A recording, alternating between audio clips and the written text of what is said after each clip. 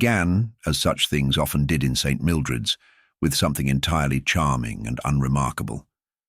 The May air in the village was fresh and gentle, rustling curtains and stirring blossoms across manicured hedges. On that particular Saturday afternoon, Greystone Hall, the stately yet slightly crumbling manor perched at the edge of the village, was hosting the annual Spring Fellowship Luncheon, a tradition dating back to before the Great War. The sun peeked intermittently through soft clouds, dappling the gravel paths and clipped lawns with a golden hush. The hostess, Mrs. Venetia Bream Foster, widow of the late Colonel Foster and chairwoman of the Village Beautification Society, stood beside the enormous stone hearth in the drawing-room, offering thin cucumber sandwiches and a tight-lipped smile to the first arrivals. "It's a lovely turn of weather," murmured Miss Louisa Partridge, the vicar's sister, accepting tea with barely concealed scepticism toward the sandwiches. "Entirely planned," said Venetia with a dry chuckle. "The weather, I mean, not the sandwiches." Miss Jane Marple, seated by the lace-draped window in an armchair with a clear view of the room, smiled faintly.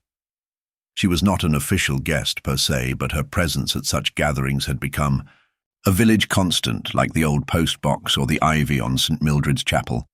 One never questioned Miss Marple's attendance. She simply was. The drawing-room filled gradually with the usual faces.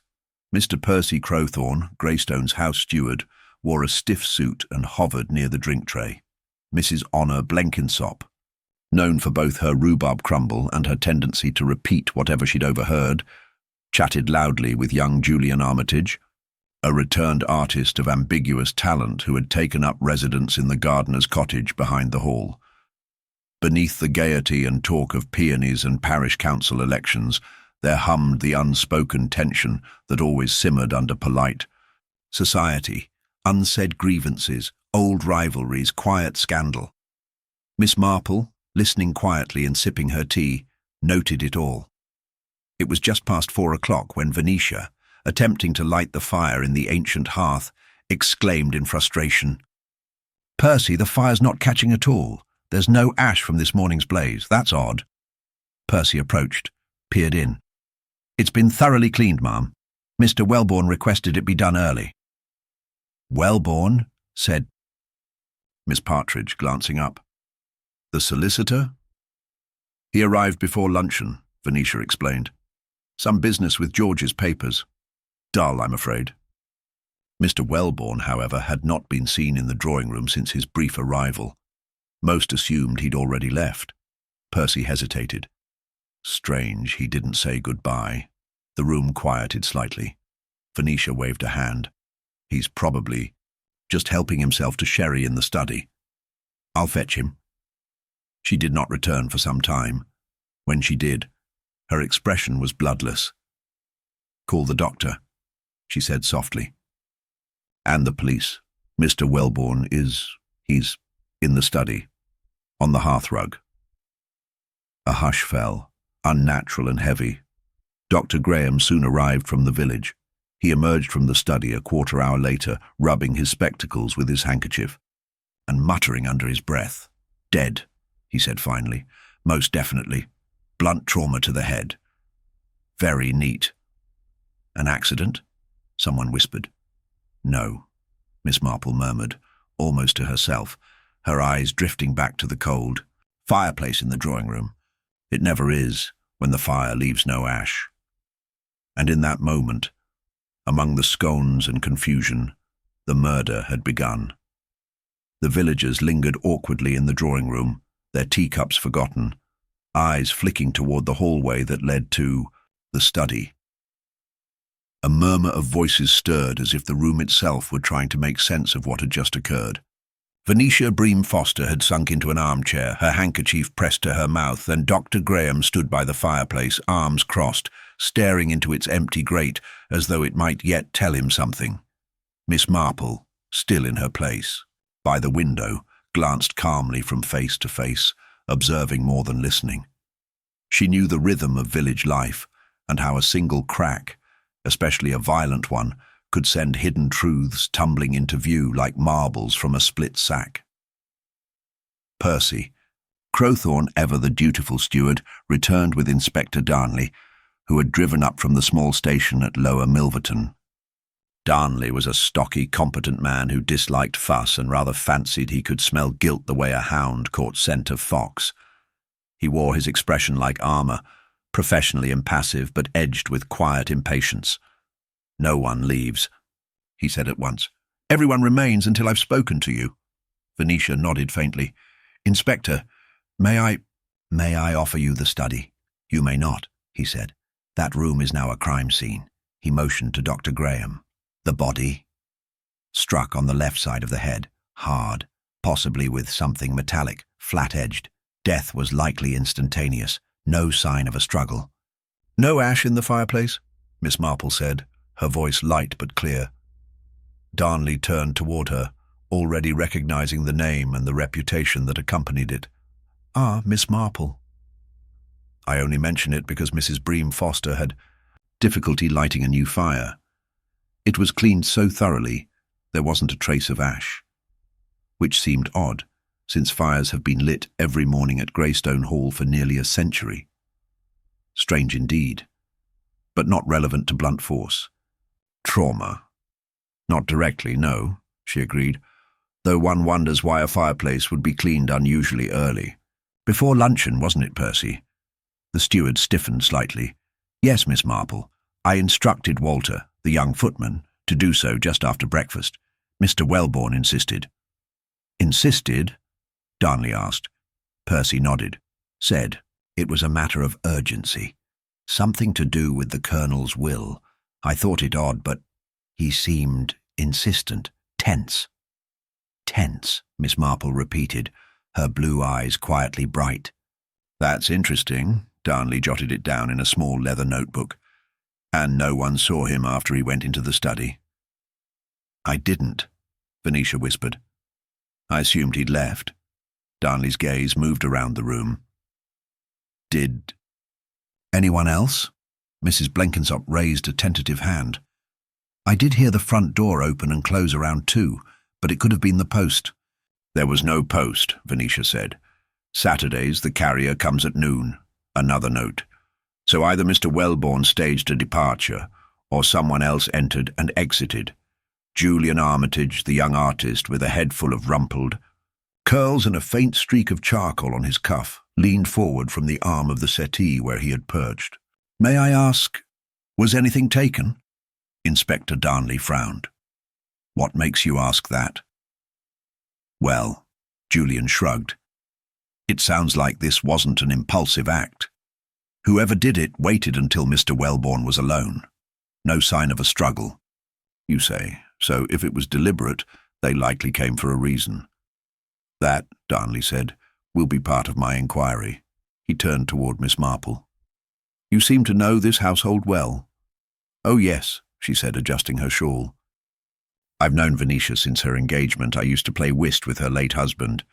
A fine man, if somewhat fond of petty orders."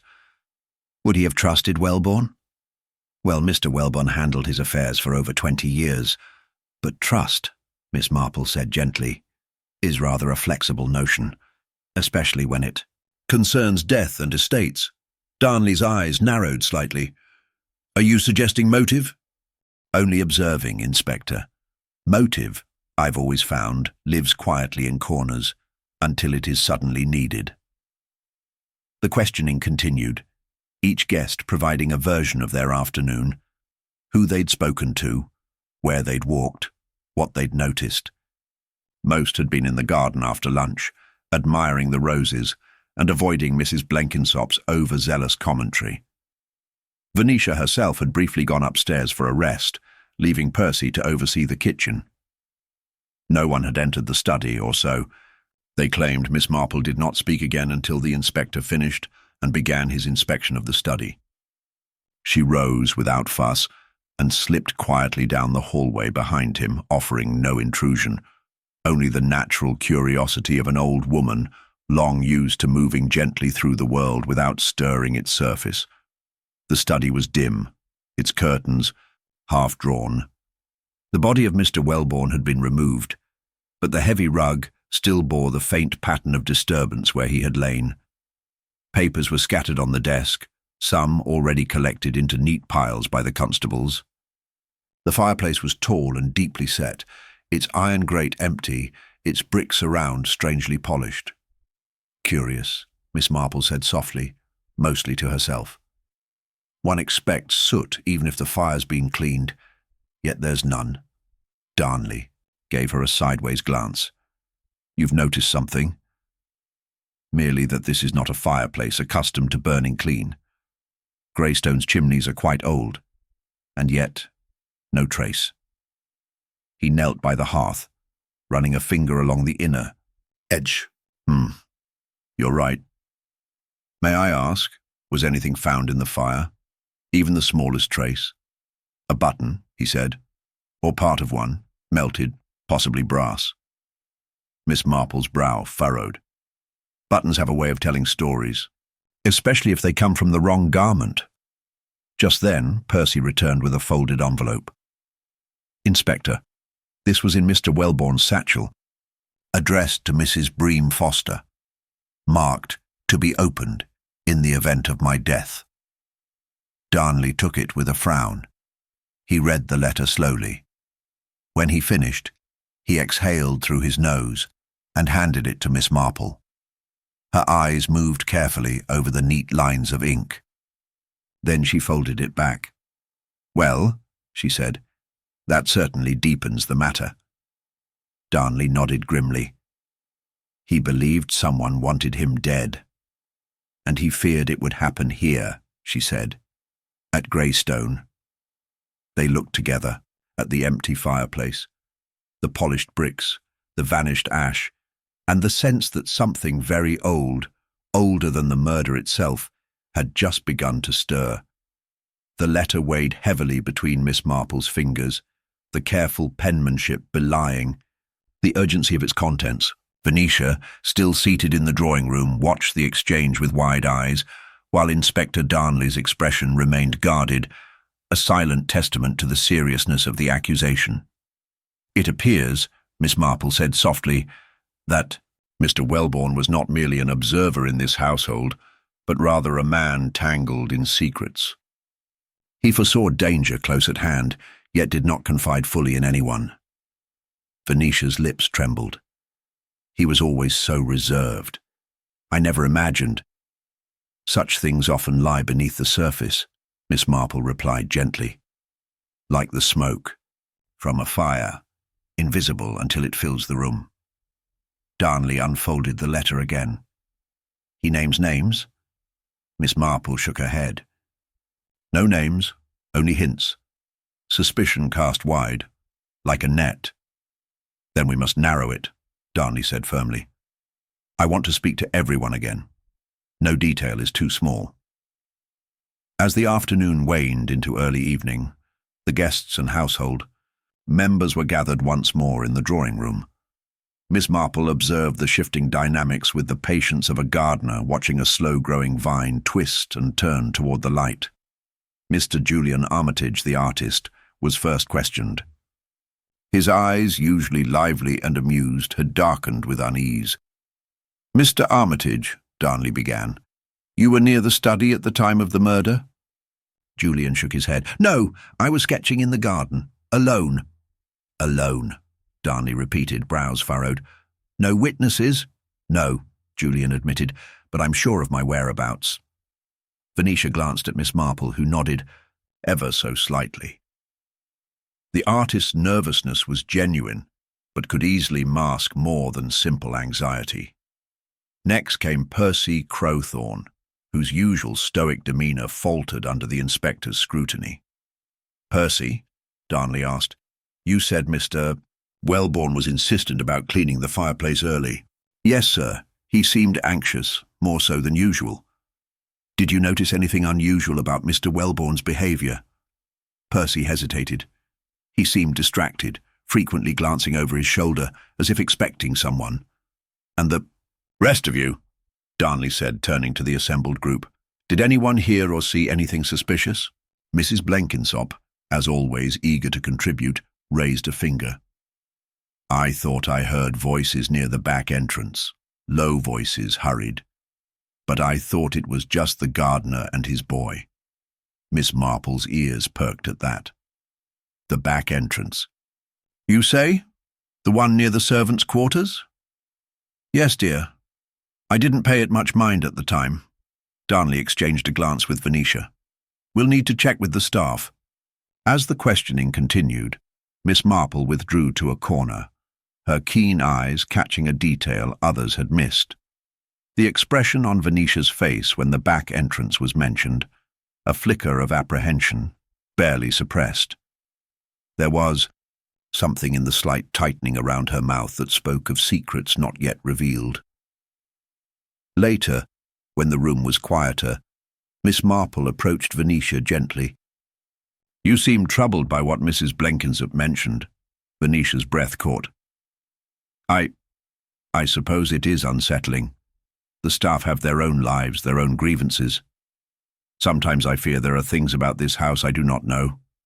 Miss Marple smiled kindly. "Everyone has a story, Venetia. And it is often in the stories, not the facts, that the truth waits."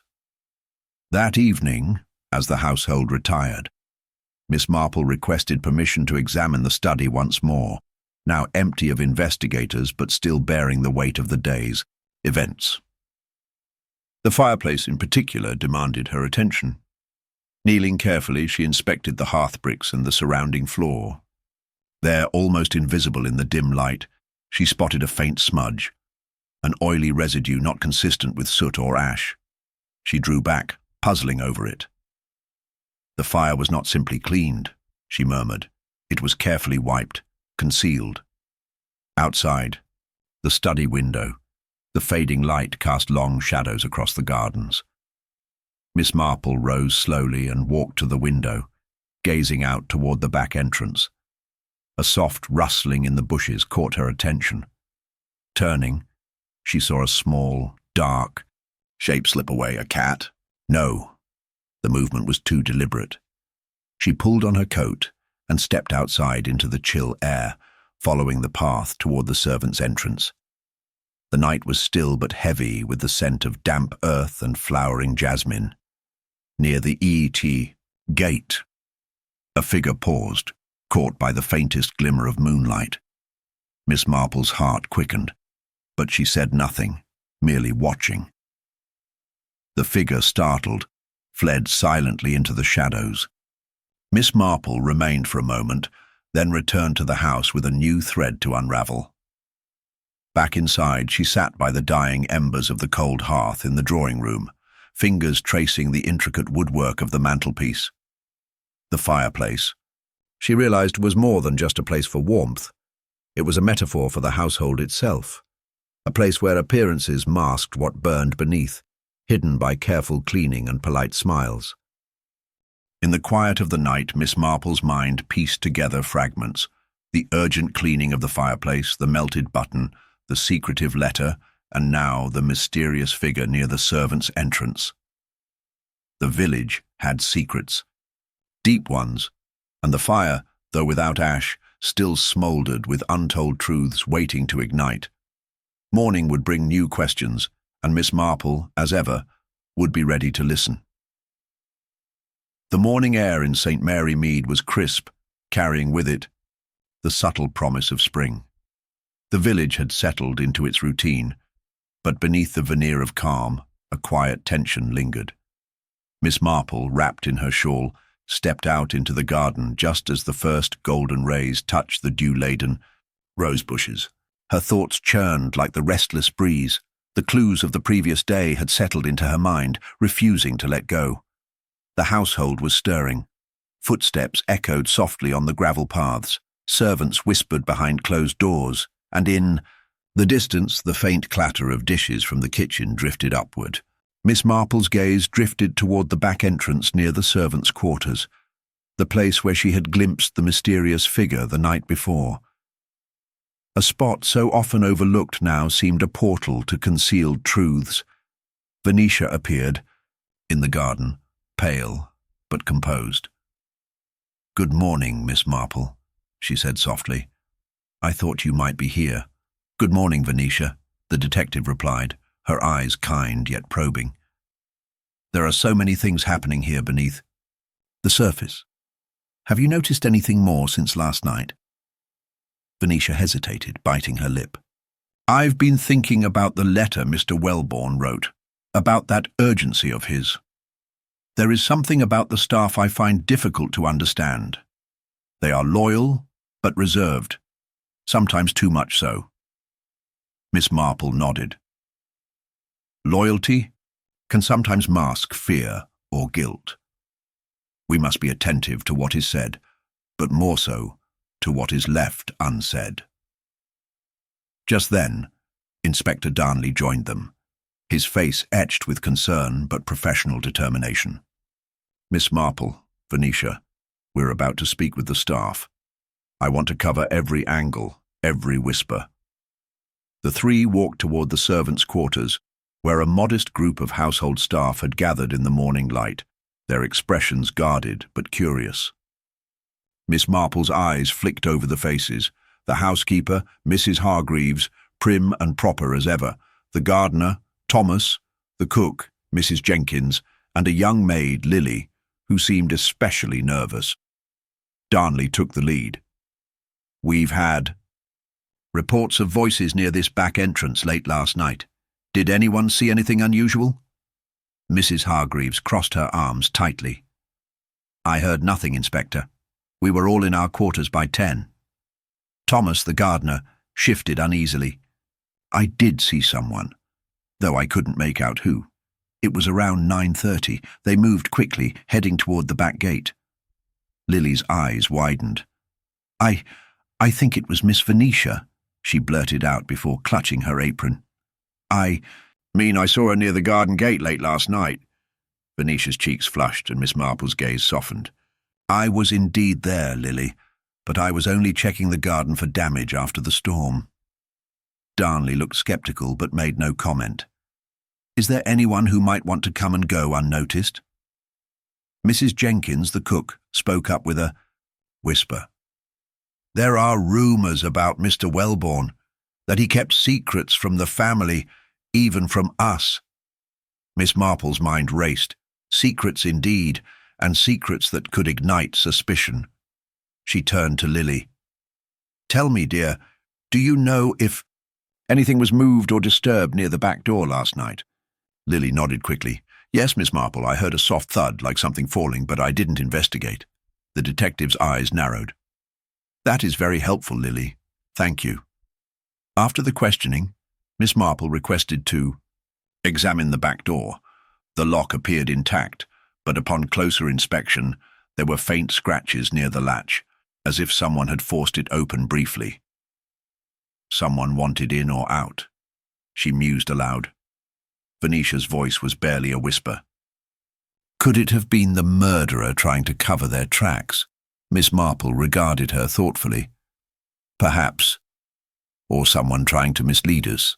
Later, as the household gathered for midday tea, the atmosphere was thick with speculation. Lady Spencer, the aging matriarch who had arrived in the early afternoon, took the opportunity to voice her opinion. "Such a dreadful affair," she declared. "I cannot believe it happened in this peaceful village. It must have been someone with a grudge. A family matter, no doubt." Venetia's eyes flashed briefly. "Not all grudges are within families, Lady Spencer. Sometimes old resentments simmer quietly, waiting to burst." Miss Marple sipped her tea, considering the layers of tension she'd observed. Lady Spencer, although sharp-witted, seemed intent on steering suspicion toward familiar patterns, perhaps to shield the more complicated truths. As the day wore on, Miss Marple requested to speak privately with Venetia. They walked together through the gardens, the quiet, punctuated by the occasional chirp of birds and the rustling of leaves. "Venetia," Miss Marple began gently, "I wonder if you might share more about Mr. Welborn's relationship with your family." Venetia sighed, her gaze drifting toward the rose bushes. "He was trusted by my father, yes, but there was distance. He was more companion to my mother, I believe. Quiet, reserved. But I sensed he carried burdens no one knew. Miss Marple nodded slowly. And what of your own feelings? Do you trust those around you here? Venetia's eyes filled with sadness. Sometimes I feel more alone than ever. Even among those closest, I wonder what is truly hidden. Their conversation was interrupted by a sudden commotion near the front door. A breathless messenger announced the arrival of a visitor, a distant relative of the late Mr. Wellborn, come with news that could change everything. Miss Marple's curiosity piqued. As the visitor was ushered inside, she caught a glimpse of his anxious face, the sharp glint of eyes that missed nothing. The afternoon shadows deepened, and with them, the mystery thickened. Miss Marple understood that every person in this house, every whisper and glance, was a piece of the puzzle, each one connected to the strange, elusive fire that had burned without ash. In that moment, she resolved to listen more carefully than ever, for the truth lay not in the loudest voices, but in the silences between. The visitor who had just arrived was introduced as Mr. Philip Carow, a distant cousin of Mr. Wellborn, though no one in the household had expected his appearance. His entrance stirred a ripple of curiosity and unease among the assembled company. He was a man in his early 50s with keen eyes that seemed to measure everything and a carefully controlled manner, neither overly familiar nor coldly distant. His suit was neat, but plainly cut, suggesting neither wealth nor poverty, but a man accustomed to order and discretion. Miss Marple observed him quietly as he was shown into the drawing-room, where the family and select guests had gathered for what had been planned as a discussion on how to proceed with the estate matters. Venetia, looking fragile yet composed, moved to greet him, her hands slightly trembling. "I was surprised to hear of Philip's arrival," Venetia said softly. "He hadn't mentioned coming, and it seemed sudden." Mr. Carow inclined his head slightly. "I only just received word of Robert's death late last night. I came as quickly as I could. Family matters require attention, even from afar." Lady Spencer, seated in an armchair near the fireplace, regarded him with a mixture of curiosity and mild suspicion. "You must forgive my frankness, Mr. Carow. We've had such a shock here already. New arrivals tend to unsettle things further." Philip smiled faintly. "Understandable, Lady Spencer, but I intend no trouble, only to assist in any way I can." Miss Marple noticed the tension that still lingered in the room, a subtle current that no polite conversation could fully mask. Her eyes swept over the faces gathered, Venetia's delicate concern, Lady Spencer's wary reserve, and the rest who watched the newcomer with guarded interest. After polite introductions, the conversation turned toward Robert Wellborn's affairs. Mr. Carow revealed that Robert had been a man of many secrets, not all of them pleasant. "He was complicated," Carow admitted. "There were business entanglements, debts, and perhaps more pressing personal disputes that I have only just begun to uncover." Venetia's lips tightened. "Do you think these disputes could have anything to do with his death?" Carow's gaze was steady. "It's too early to say, but I suspect the answer is yes." Later, Miss Marple found herself alone with Carow. In the library, a room lined with dusty volumes and heavy curtains. The light was fading, casting long shadows across the room. "Mr. Carow," she began gently, "you mentioned debts and disputes. Might you be willing to share what you know?" Carow sighed, pulling out a worn leather folder from his briefcase. "I've only just begun to sort through Robert's papers, but there is this correspondence that suggests he was deeply troubled by a business partner, a man named Marcus Stainton. They had a falling out recently, and there were threats, veiled but unmistakable." Miss Marple's eyes brightened. "And this Marcus Stainton, does he have ties to this village?" "Not directly," Carow replied. "He operates out of London, but visits from time to time. Robert feared he might come here to confront him. The detective's mind raced. A motive beyond family quarrels, a darker thread weaving through the village's peaceful facade. She thanked Caro for his candor and promised to assist in any way she could. That evening, the household gathered again for dinner. The mood was tense but polite, conversations cautious and clipped. Venetia seemed more withdrawn, her eyes often darting toward the door as if expecting something or someone. Miss Marple noted these signs carefully. After dinner, she approached Venetia in the drawing room, where the younger woman was seated by the fire, her fingers nervously twisting a handkerchief. "Venetia," Miss Marple said softly, "is there something more you wish to tell me? You seem burdened." Venetia looked up, her eyes glistening with unshed tears. "It's the past, Miss Marple. There are things my father never told me, things that I've only recently begun to understand. Secrets that might explain why Robert Wellborn met such an end." Miss Marple nodded, her expression encouraging. Venetia took a deep breath. "Robert was close to my mother, more than just a family friend. They shared confidences, and she spoke often of a betrayal that haunted her, something that involved Marcus Stainton." The detective leaned forward. "A betrayal? Could you be more specific?" Venetia hesitated, then whispered, "My mother believed Robert was protecting someone from harm or scandal. But in doing so, he made enemies." Miss Marple's mind catalogued these revelations, protecting a secret, a past betrayal, a powerful enemy in the form of Marcus Stainton. Each element added complexity to the case. The next morning brought fresh developments. Inspector Darnley reported that Marcus Stainton had arrived in the village, requesting to see Venetia. The tension tightened like a coil. Miss Marple and Venetia met before Stainton's arrival. Venetia was pale but resolute. "I must face him," she said quietly. "I need to know what he wants and what really happened between them." Miss Marple placed a reassuring hand on Venetia's shoulder. "Be cautious. The truth is often cloaked in carefully chosen words." When Marcus Stainton entered the drawing room, his presence was commanding, tall, with sharp features and eyes that held a calculating coldness.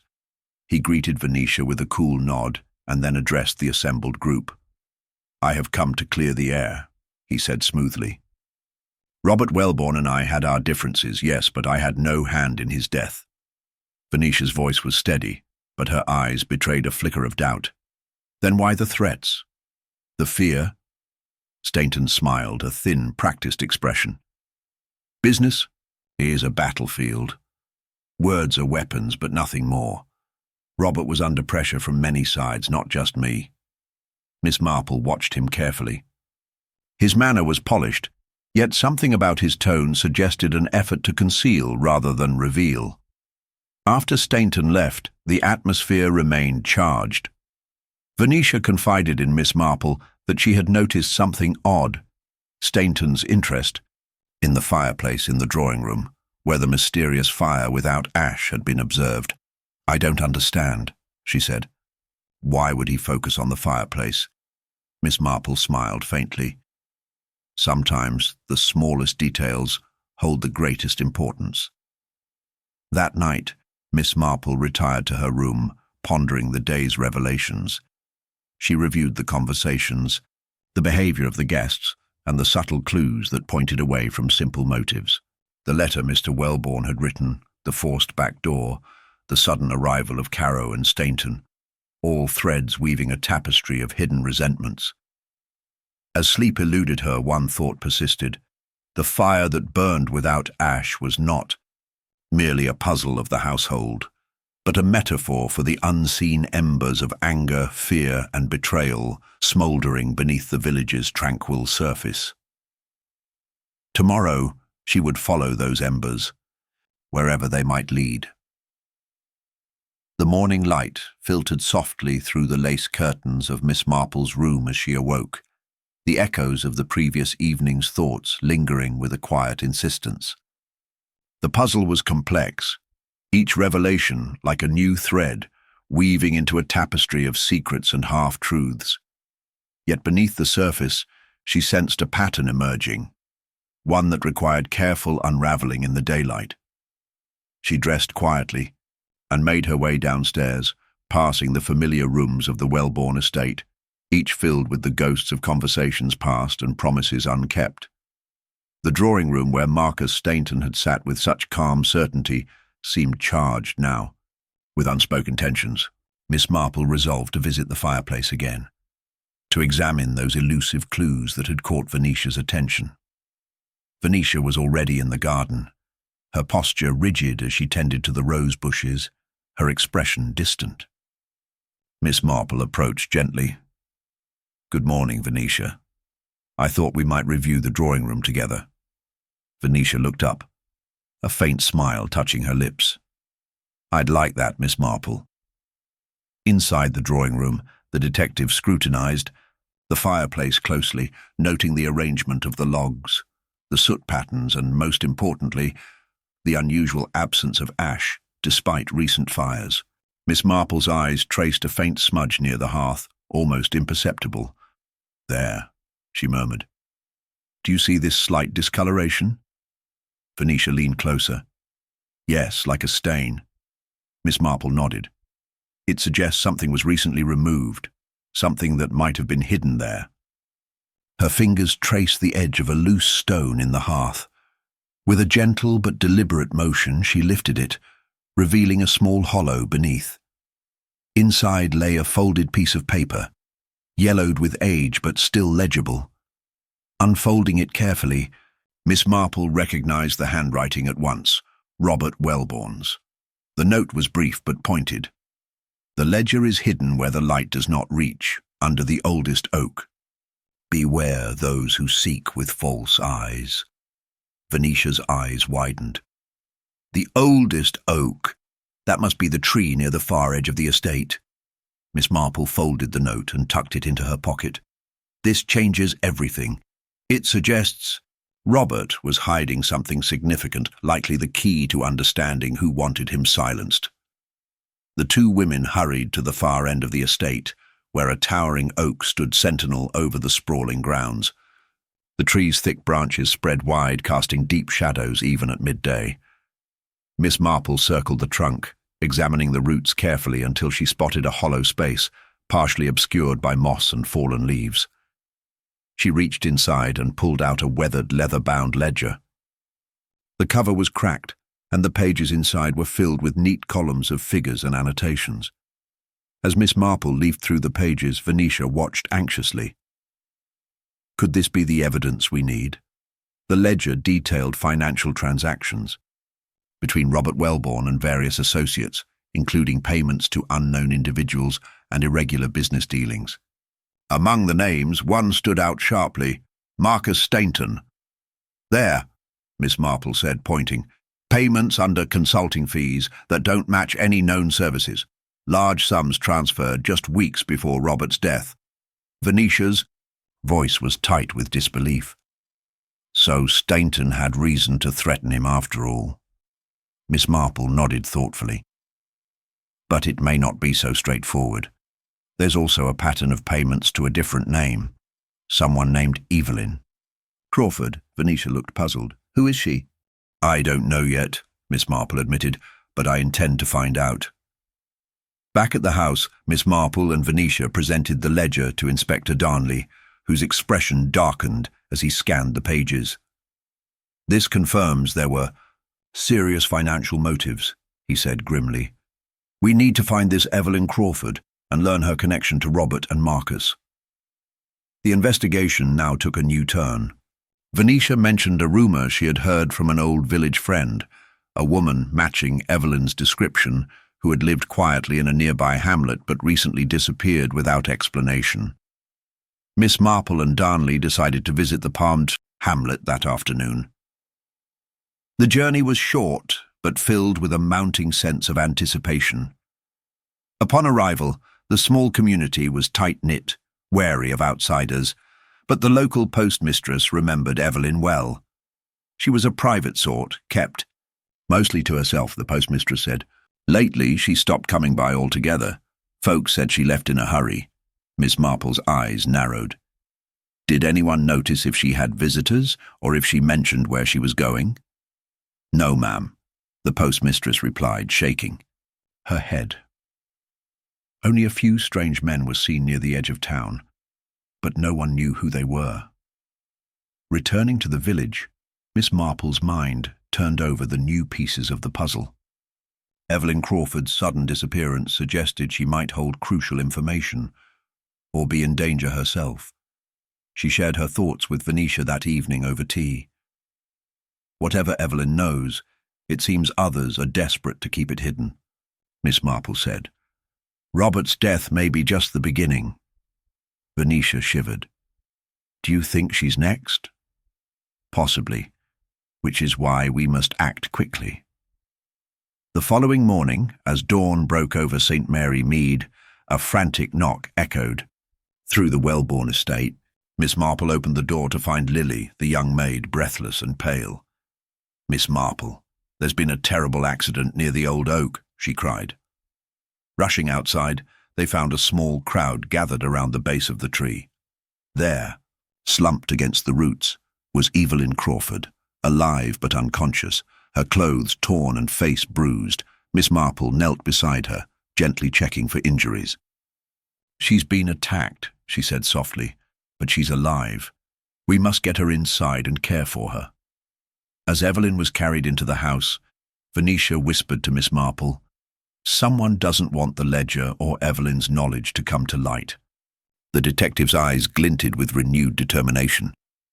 The investigation had taken a perilous turn, but now, more than ever, the truth demanded to be uncovered, no matter the cost.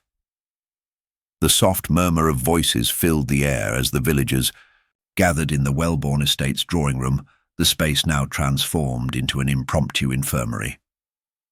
Evelyn Crawford lay on a chaise lounge, her eyes fluttering open and closing in a fragile rhythm, the pallor of her skin underscoring the gravity of her condition.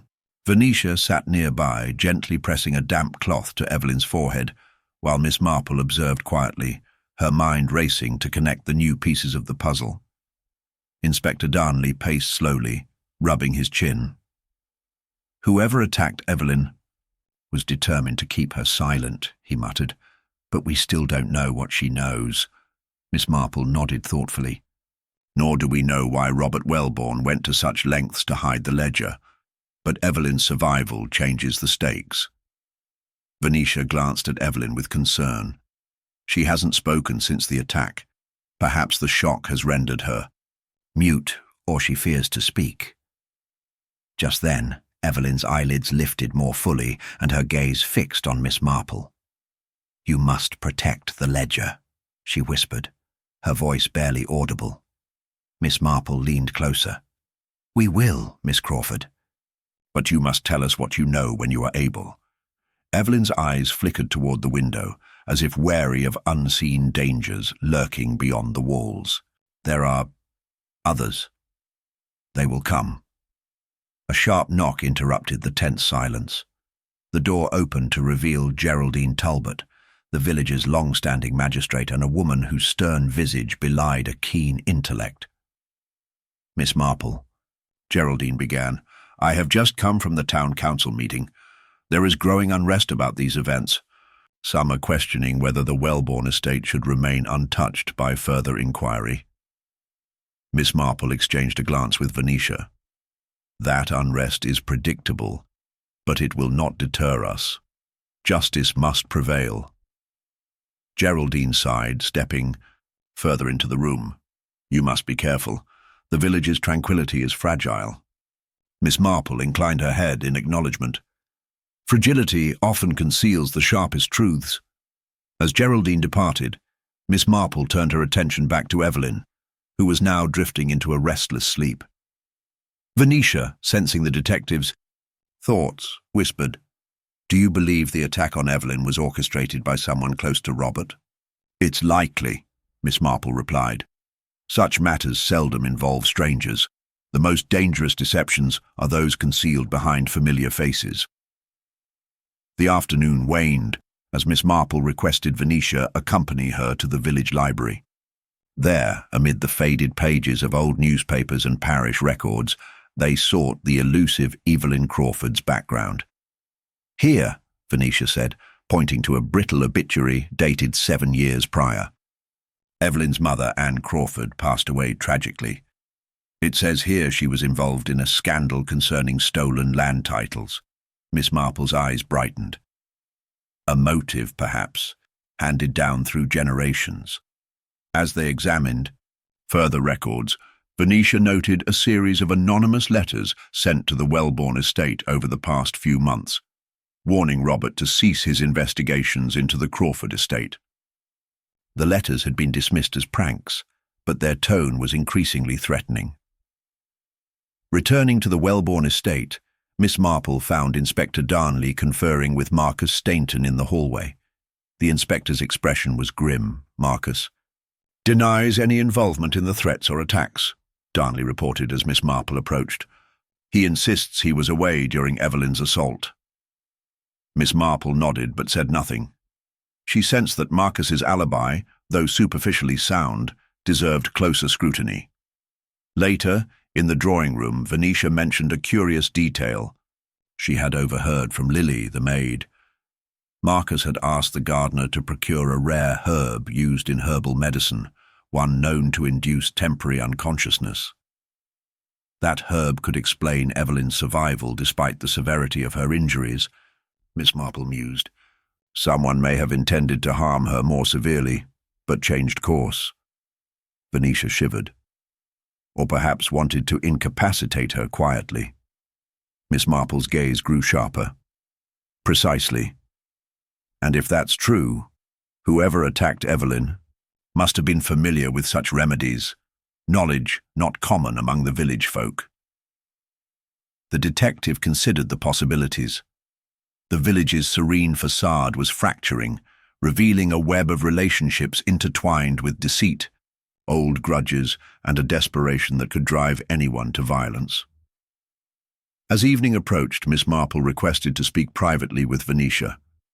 In the quiet of the study, she said, "Venetia, this ledger and Evelyn's story are only parts of a greater whole. The true danger lies in who stands to lose the most if the truth emerges." Venetia nodded, her expression resolute. "Then, we must tread carefully. Too much light may provoke shadows to strike again." Miss Marple smiled faintly.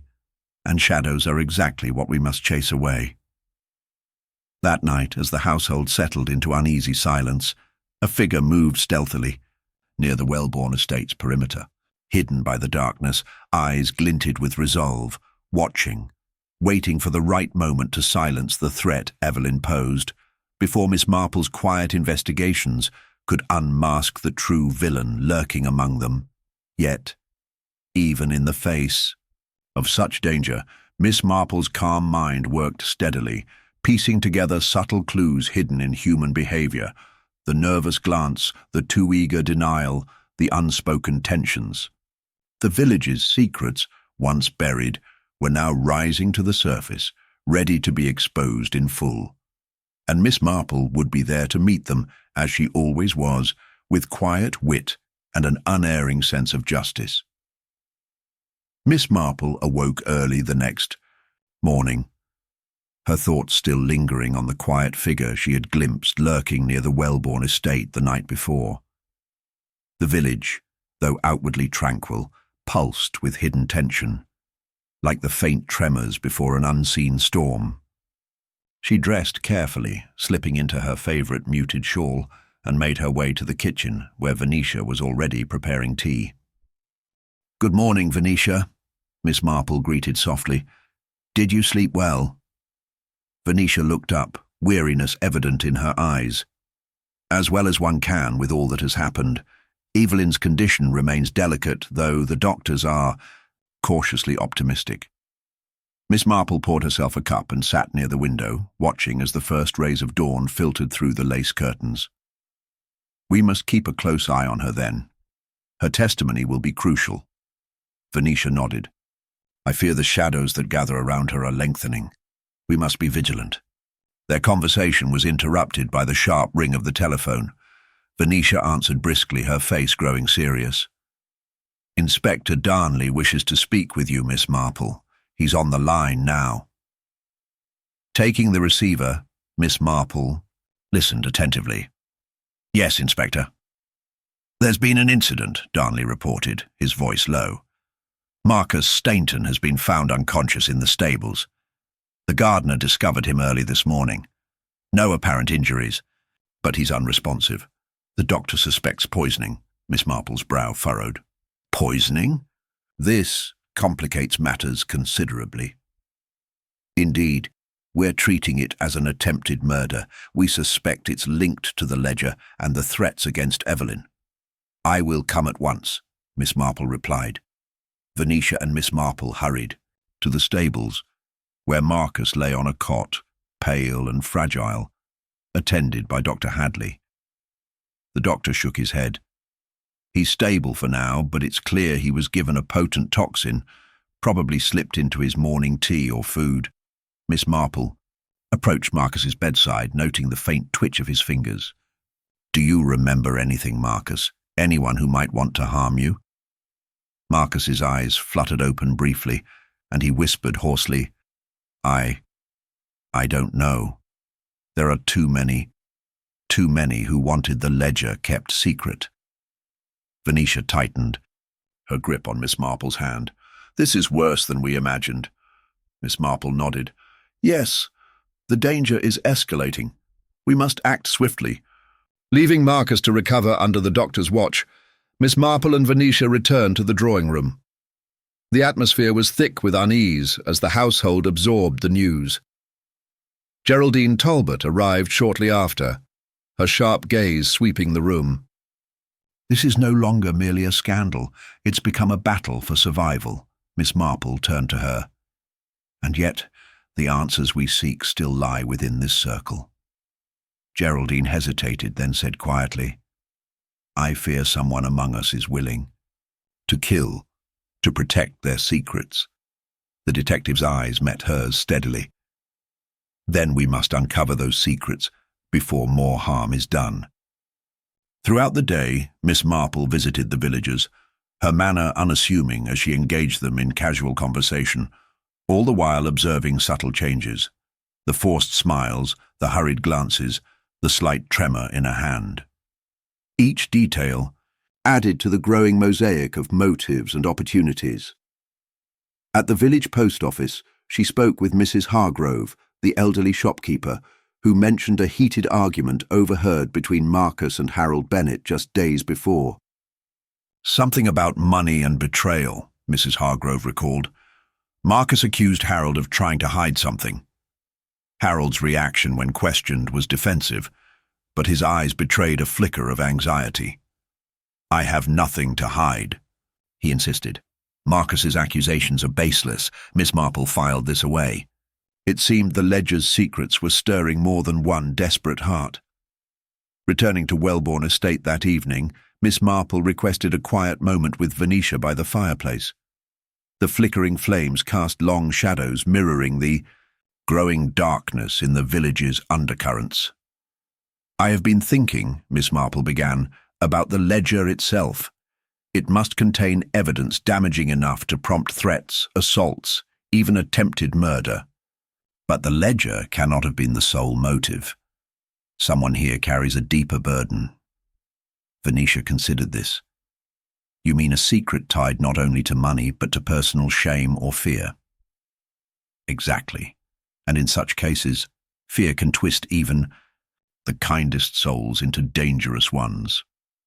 A sudden knock at the door startled them.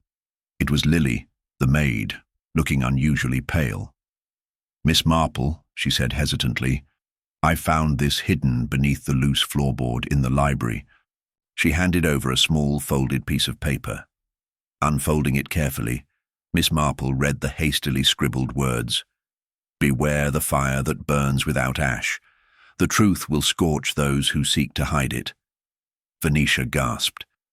"That's the same phrase Robert Welbourne mentioned before he died." Miss Marple nodded gravely. It seems the killer enjoys riddles, or perhaps taunts us with cryptic warnings. The next morning brought more turmoil. Inspector Darnley informed Miss Marple that the ledger had finally been recovered, found hidden in a secret compartment beneath the Wellborns' grand piano. The pages detailed transactions and correspondences implicating several prominent villagers in a complex web of deceit, land grabs and cover-ups dating back decades. Among the names was one that made Venetia's breath catch: Reverend Peter Langley, the village's beloved clergyman. "This changes everything," Venetia whispered. "Peter has always been seen as above reproach." Miss Marple pondered the implications. People hide behind masks of respectability. The question is, which mask is the truest? Later that afternoon, Miss Marple visited the vicarage. Reverend Langley greeted her warmly, but with an edge of nervousness Miss Marple immediately detected. "You wish to see me, Miss Marple?" he asked, hands clasped tightly. "I came to speak of the ledger," she said gently, "and the secrets it contains." His smile faltered. "I assure you I'm as surprised as anyone by its contents." Miss Marple's eyes narrowed just slightly. Surprised, perhaps, but not innocent. The Reverend's composure slipped for the briefest moment before he recovered. "I have served this village faithfully for 20 years. I would never harm a soul here." "But would you deceive them?" Miss Marple pressed. "Would you cover for those who might?" Langley's gaze dropped to the floor. Sometimes the path of righteousness is not straightforward. As she left the vicarage, Miss Marple knew the stakes had shifted again. The ledger was more than a book of accounts. It was a ledger of lives, sins, and half-truths that threatened to unravel the village's carefully maintained peace. That evening, gathered once more in the drawing-room, the villagers felt the weight of the revelations. Whispers filled the air, eyes darted nervously, and alliances shifted like shadows. Miss Marple, ever the calm centre amid the storm, reflected quietly on the human nature that drove such dark deeds. The true test lay ahead, to draw out the killer with subtlety, patience, and the keenest observation. For in this village, where appearances masked motives and every smile could hide a dagger, the fireplace that burned without ash still glowed, promising a reckoning soon to come. Miss Marple sat quietly in the drawing-room, the evening shadows lengthening around her as the villagers gathered uneasily. The recent revelations had unsettled even the most composed among them, and the atmosphere was thick with unspoken accusations and suppressed fear. Yet beneath the surface, Miss Marple's mind worked with quiet precision, piecing together the fragments that others failed to see. The ledger, now known to all, had shifted the village's balance. It was more than just a record of financial dealings. It was a mirror reflecting old wounds, betrayals, and desperate attempts to maintain facades. Yet, despite the ledger's importance, Miss Marple knew that the truth lay not just in its pages, but in the subtle interplay of human nature, the small slips and gestures that spoke louder than words. Her eyes settled on Reverend Langley, who sat stiffly by the fire, hands folded tightly on his lap. His reputation had been impeccable, yet the ledger suggested otherwise. Miss Marple recalled his fleeting hesitation when she had confronted him earlier, a momentary crack in his otherwise serene demeanor. But was he the murderer, or merely a man cornered by circumstance? Across the room, Geraldine Talbot spoke softly to Venetia, her voice tinged with anxiety. "The ledger implicates so many.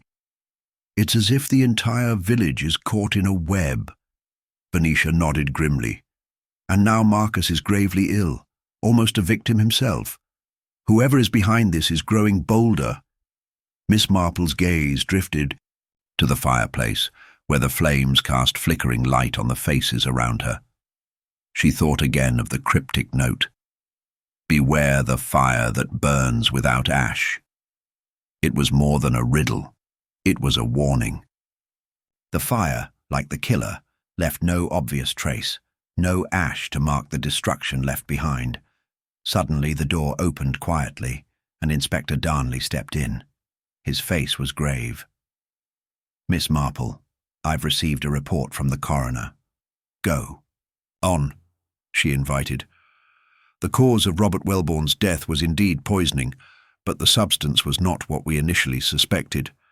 It was a rare toxin derived from a plant found only in the village's own botanical gardens. A murmur rippled through the room. The botanical gardens were tended by none other than Harold Bennet, the man Miss Marple had previously noted for. His nervousness when questioned. Miss Marple's eyes narrowed. "So the poison came from Harold's domain?" Darnley nodded. "Exactly. We need to speak with him again." As the villagers exchanged uneasy glances, Miss Marple felt the pieces beginning to align. The attempts on Marcus's life, the ledger, implicating the Reverend, and now the botanical toxin, all threads woven tightly together in a tapestry of deceit. Harold Bennet was summoned once more. He appeared more composed than before, but Miss Marple could detect the undercurrents of tension beneath his polite exterior. "Mr. Bennet," she began gently, "we now know that the poison was derived from your botanical gardens. Can you explain how such a substance might have left your care?" Harold's fingers twitched. I grow many plants, but I have no knowledge of anyone using them for harm." "It is impossible to control what visitors do." Miss Marple regarded him steadily. "Visitors like Marcus? He was found poisoned recently." Harold's eyes flickered with something like fear. "Marcus was a friend, not an enemy. But you—" "Accused him of deceit in the village post office." Harold's jaw tightened. "I said only that Marcus was hiding something from me. That does not mean I wished him harm." "Perhaps," Miss Marple said softly, "but hiding secrets can often lead to desperation." The inspector stepped forward. "We found traces of the toxin on a set of gloves in your greenhouse. Care to explain that?" Harold's composure broke, and he glanced toward the door as if considering escape. "I did not poison Robert or Marcus, but I knew someone who might." There was a collective intake of breath. "Who?" Miss Marple asked.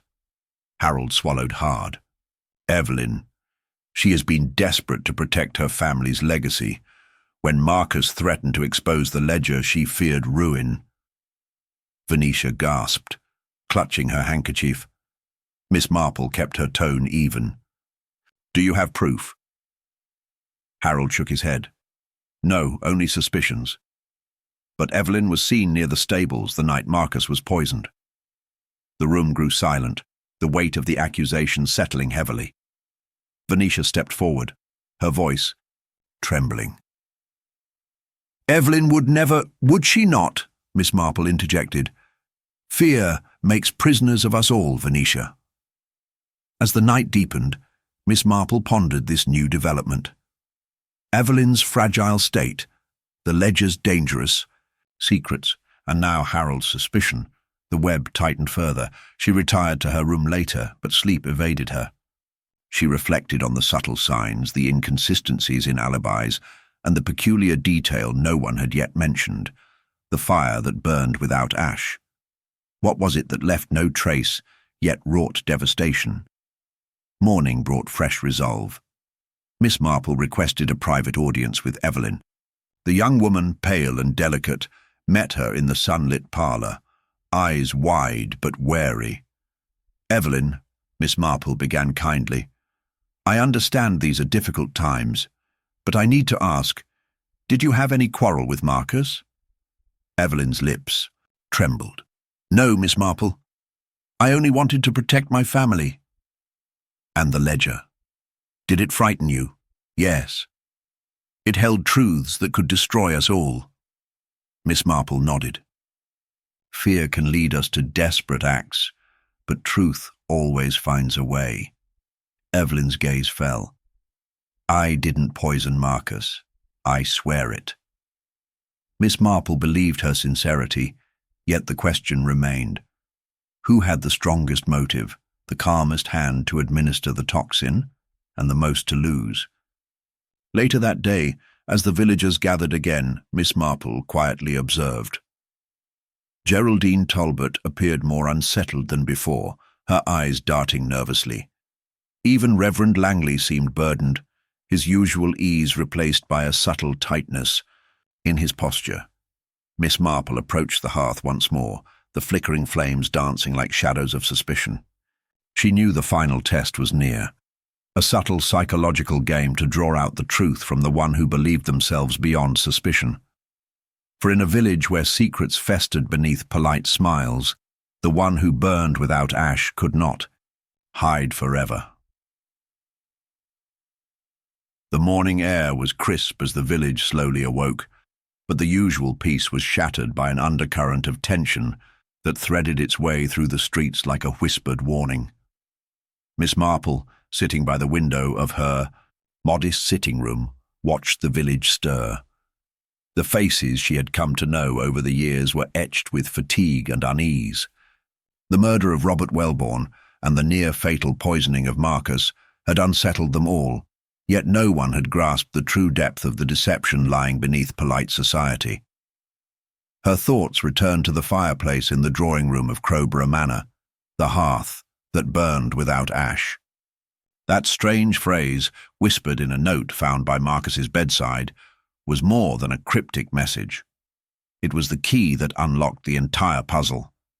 The fire that left no trace was the perfect metaphor for a crime committed with such careful calculation that no evidence remained, no ash to mark the destruction it wrought. Miss Marple knew the culprit had relied on cunning and subtlety, exploiting the village's complacency and trust. Later that morning, the villagers gathered once, again in the main hall of the village hall, summoned by Inspector Darnley and Miss Marple. The atmosphere was thick with anticipation.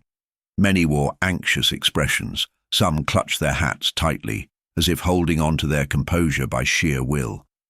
The room buzzed with whispered conversations, each person wondering if the killer walked among them now, watching their every move. Miss Marple stood calmly, her presence commanding a quiet respect. She addressed the room with gentle but steady resolve. "Thank you all for coming. The time has come to speak plainly. Much has been said, and many suspicions raised. But now the truth must emerge." The inspector nodded, stepping forward. "The evidence points us closer to the person responsible for the deaths and the attempts on Marcus's life. We have learned that the poison was extracted from the botanical gardens, a place accessible only to a select few.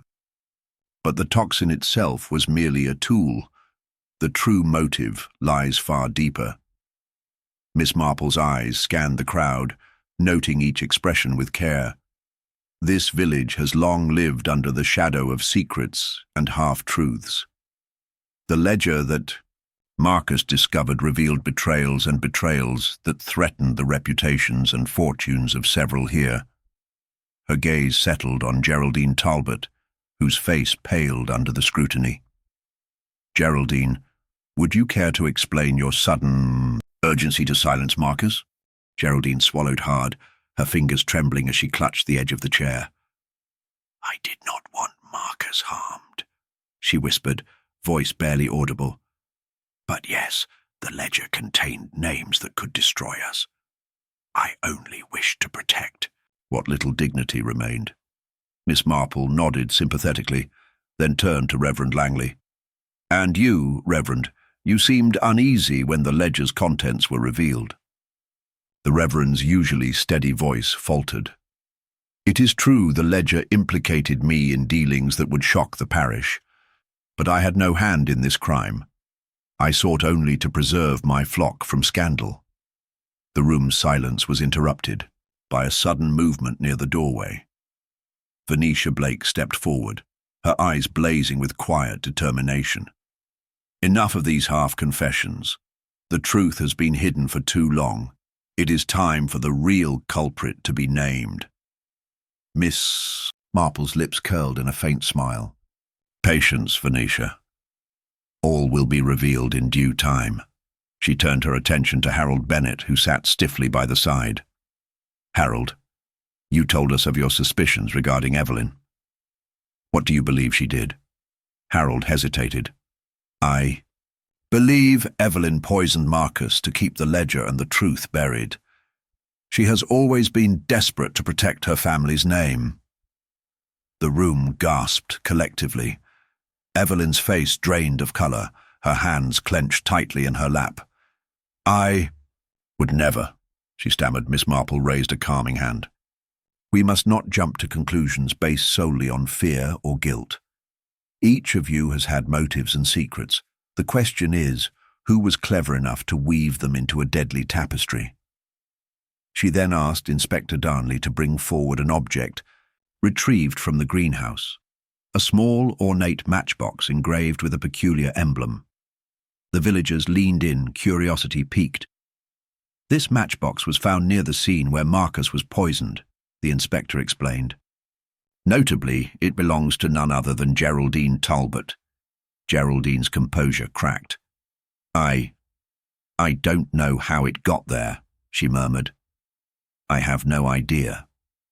Miss Marple regarded her carefully. Or perhaps you want us to believe that. Geraldine's eyes darted around the room. I was at the stables that night, yes, but only to retrieve some hay for the horses. I did not poison Marcus. The villagers murmured among themselves. The suspicion had shifted once again. Miss Marple paused, letting the weight of the moment settle. The ledger, the poison, the strange note, these are pieces of a puzzle. But the final key lies in understanding the nature of the fire that burns without ash. She turned to Evelyn, who still looked shaken. Evelyn, you were seen near the stables on the night Marcus was poisoned. What were you doing there? Evelyn's voice was barely audible. I went to speak with Marcus, to beg him not to reveal the ledger. I was desperate. And did you harm him? Miss Marple pressed gently. No, Evelyn whispered, tears welling in her eyes. Miss Marple nodded slowly. Fear and desperation can drive people to the brink. But the poison was administered by someone who understood how to conceal their actions perfectly. The inspector stepped forward. We found an unusual residue on a pair of gloves in Geraldine's possession, traces of the botanical toxin. Geraldine gasped. That's impossible. I don't, Miss Marple interrupted, but it explains the matchbox at the greenhouse. You carried the tools necessary to commit the crime, yet you claim innocence. Geraldine's face hardened. Because I am innocent. Someone wants to frame me. Who? Venetia demanded sharply. Geraldine's eyes flickered to Reverend Langley. Perhaps those who stand to gain from my downfall. A tense silence followed. Miss Marple's gaze then fell on the Reverend once more. Reverend, did you have access to the botanical gardens? I did, he admitted. I was often there in the evenings to meditate and find solace. Then you had the opportunity. Yes, the Reverend said quietly, but not the desire. Miss Marple studied him for a long moment, sensing the conflict beneath his calm exterior. And yet, you kept secrets from your parish, did you not? He bowed his head. Yes, I was involved in financial dealings to save the church from ruin, but I never intended harm. The conversation grew heated as accusations flew, but Miss Marple held up a hand, silencing the room. The final truth is often hidden beneath layers of deception, but it is never beyond reach. She paced slowly to the fireplace and looked into the glowing embers. The fire that burns without ash is like the crime itself, unseen and untraceable if one does not look closely. Then, with a voice both gentle and resolute, she said, "The murderer is someone who used the village's trust and their own intimate knowledge of its secrets to conceal their crime perfectly." All eyes turned to Miss Marple, waiting. "Geraldine, your claim of innocence rings true, but you were merely a pawn." She turned to Reverend Langley. "You, Reverend, are the one who burned without ash." A stunned gasp filled the room.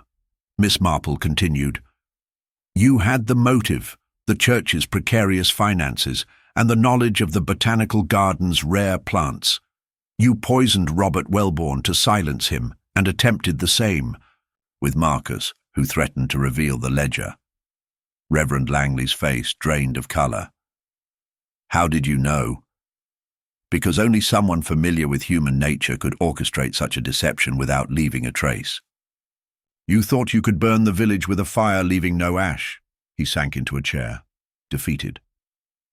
Inspector Darnley moved swiftly. "You're under arrest for the murder of Robert Welborn and the attempted murder of Marcus." As Langley was led away, the villagers stood in silence, the weight of betrayal settling over them. Miss Marple remained by the fireplace, gazing into the dying flames. The village would heal in time, but the scars of hidden fires would linger. In the end, she reflected, it was the quiet observation of human nature, more than any forensic evidence, that revealed the truth beneath the surface. And so, with the mystery resolved, the village of Crowborough could begin to breathe again, though forever marked by the fire that burned without ash. The village of Crowborough had settled into an uneasy calm, the shock of the revelation still lingering like a faint echo in the crisp spring air. Yet beneath this fragile peace, the truth had laid bare the quiet rot that had festered beneath the surface of polite society. Miss Marple sat in her favourite chair by the window of her cottage, a steaming cup of tea in hand, reflecting on the intricate web she had carefully untangled.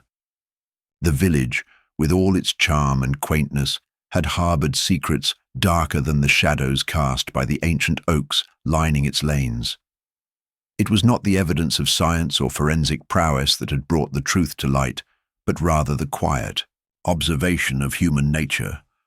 Those subtle slips, the weight of guilt in a glance, the contradictions between word and deed. Miss Marple's gentle but piercing insight had guided the villagers to face a painful but necessary reckoning. The evening. Before, in the great hall of Crowborough Manor, she had gathered all involved. One by one she retraced the steps, the motives, and the concealed resentments that had culminated in the murder of Robert Welborn and the attempted murder of Marcus. People often believe that evil must announce itself with noise and violence, she had said softly. But it is more often concealed beneath a polite smile, hidden in a carefully kept secret, like a fire that burns without ash. She turned to Reverend Langley, who sat stiffly, the colour drained from his face. "Your ambition and desperation drove you to silence Robert when he threatened to expose your financial misconduct. You thought yourself clever to use the rare, botanical poison, confident no one would suspect the quiet man of the cloth." Langley's eyes flickered with both shame and defiance, but the truth was laid bare. Yet it was your haste to cover your tracks that betrayed you. The misplaced matchbox, the residue on your gloves, and most tellingly, the knowledge only you possessed of the rare plants used in the poison. The villagers listened, some with tears, others with grim nods. Geraldine's wrongful suspicion was gently acknowledged and absolved. Evelyn's fear and loyalty were understood, while Venetia's fiery pursuit of justice was commended. Miss Marple then smiled faintly. In the end, it was the human heart, with all its weaknesses and contradictions, that revealed the truth, not the ashless fire that you believed could burn unseen. As the inspector took Langley away, the village breathed a collective sigh, the first step toward healing begun. Miss Marple closed her eyes briefly, then opened them to the dusk-lit horizon. Crowborough would never be quite the same, but with truth there was hope, and as always, Miss Marple knew the quiet strength of observation would guide her through many more mysteries to come.